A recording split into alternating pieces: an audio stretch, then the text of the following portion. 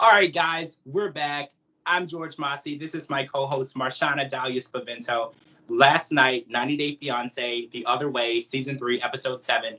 We're jumping right back in. This is part 2. So Corey and Evelyn seem to have split up last night, which I never celebrate any negative things that happen in a relationship, but I never felt like this was a real relationship. And if it wasn't healthy enough to celebrate. So I am actually relieved for Corey that he is no longer being tortured and mistreated in this so-called relationship.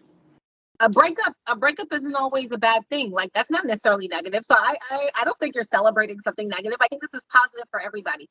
Positive for Evelyn, positive for Corey. Evelyn never wanted to be with Corey, and these tears are not heartbreak. These tears are frustration with herself. I didn't even want to be with this guy. I didn't even want to marry him. Like you said, I tried to make myself fall in love with you. Did you all hear her say that last night? I did. And she's like, and you still dissed me. It's a part of her that's like, I could have been dissed by better. I can't believe I let this spineless, weak man who I have absolutely no respect for come around and disrespect me. Because what Corey did was wrong and absolutely disrespectful. He has no spine whatsoever.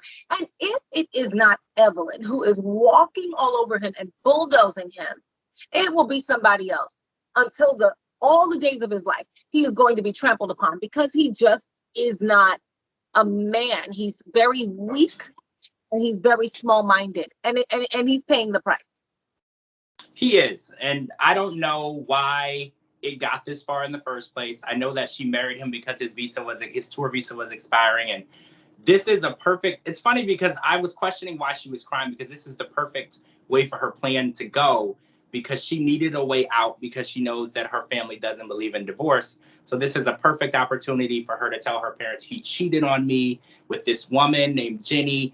This is her way out. So the fact that she acted so hurt was a good sign of her acting ability, because you know that this is exactly where this needed to go. His money had run out.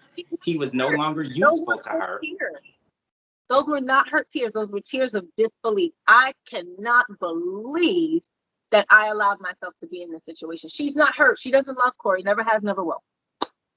All right, so let's talk about what really happened last night. So Steven and Alina, actually Steven came clean to Alina during an outing. I want to say they were out eating. And what really bothered me, I just want to start at the beginning. He was telling her that he had made out with over 100 women.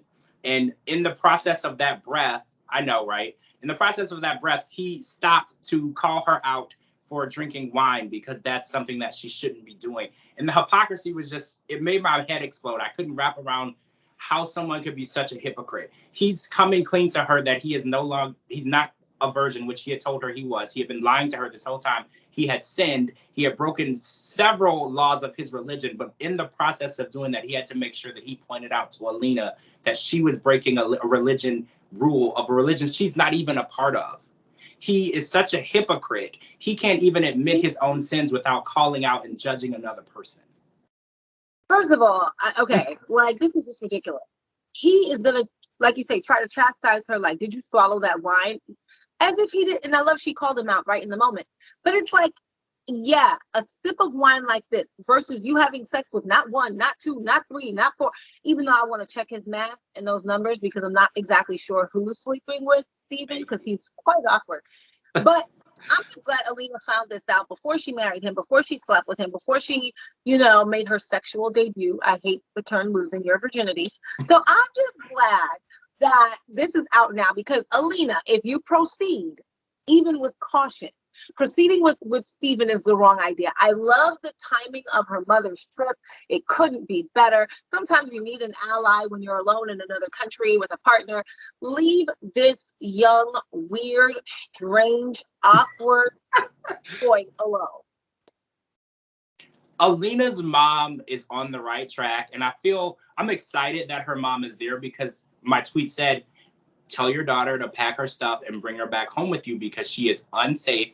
And I don't feel like physically unsafe. She's unsafe with a liar. She's just with unsafe. a liar. Do we forget that he hitchhiked with her, she is physically unwell. She is not unwell, sorry. She's physically unsafe with this man. He does things that could possibly and potentially breach not only his safety, her safety, and she's supposed to be his fiance, somebody that he's supposed to be protected. She is physically in danger or in potential danger. I think she needs out. I think her mother needs to collect her daughter. I agree. There's no way that Alina needs to stay there, and I really hope that her mom takes her out. So what I really want to talk about real quick is the Mormon religion. So somebody brought up last night that certain practices of Mormon religions do have multiple wives. And I've looked into it, and a lot of them no longer practice that. So what I really wonder is, what is the severity of this to his religion? Him sleeping with several different women. Is this something that they look at as a really bad thing? Or is this something that he just decided isn't a bad thing and he's going to move past it and he's still holy and there's no issue to it? Because I'm not familiar with his religion, but the way he brushes off his sins and then holds other people highly accountable for others is really confusing to me.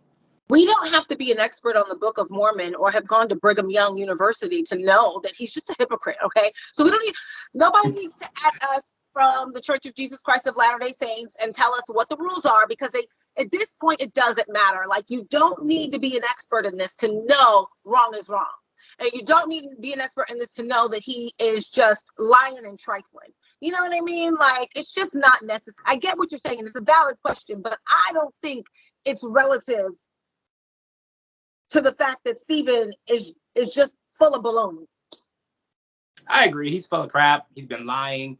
And Alina, I really hope that you are back in Russia. I've been following your Instagram, and I actually know where you are. I'm not going to say anything because it hasn't happened yet. But I just hope that you make the right decision. And I hope that you come clean to your mom, tell your mom exactly what's going on so she can save you. You need to be saved. You're in a situation where you need to be rescued. And unfortunately, we can't rescue you through the television, but I want you to be safe. I want you to get back to where it's safe and be with a man who deserves you, deserves all of you, your honesty. You're a virgin. You've saved yourself. Be with someone who's righteous and there and deserves what you have put yourself through to find the right person. All right, guys, that's it for part 2. This episode was crazy. Last night was literally insane. Everyone was tweeting. I was still getting tweets at 2 or 3 in the morning about the show. This conversation has not stopped, and I cannot wait to see what happens next week. Ellie and Victor were visibly absent from the episode last night, so we are going to see them next week, and she is having a lot more second thoughts about being in Providencia, almost to the point where I think she wants to go back home. I'm not sure what she's going back home to because she sold her house as well as her business, but she is now understanding that the decisions that she has made are not in her best interest, which we've noticed since the first episode. All right, guys, I'm George Mossey. This is my co-host, Marshana Dahlia Spavento. Make sure you live tweet with us every Sunday night for the show. I'll put our Twitters and Instagrams at the bottom. Thanks so much for joining us, and we'll see you all next week.